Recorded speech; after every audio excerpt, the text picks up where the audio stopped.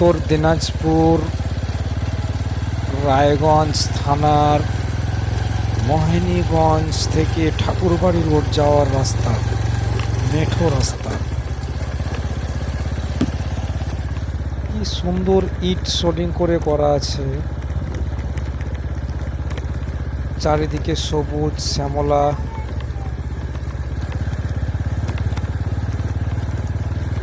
গাছের ফাঁকে সাইড দিয়ে দেখা যাচ্ছে ধানের জমিগুলো, সারিবদ্ধ গাছ, সবুজে সবুজে ভরা ধান।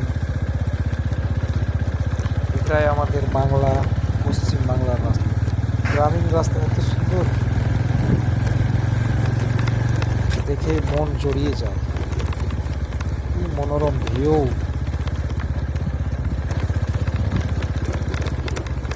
আপনাদের সঙ্গে এই রাস্তাটার পরিচয় করিয়ে দিয়ে খুব ভালো লাগছে।